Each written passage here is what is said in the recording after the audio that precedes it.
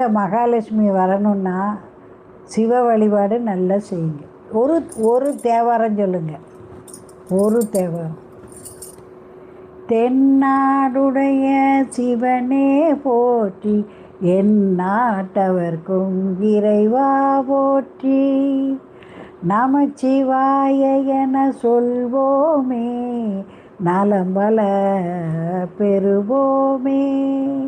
சொன்னீங்கன்னா போதும், மகாலட்சுமி குடி வந்துடுவோம். இது கோயில்களில் எல்லா பாட்டும் பாடி முடித்ததும் சொல்கிற பாட்டு.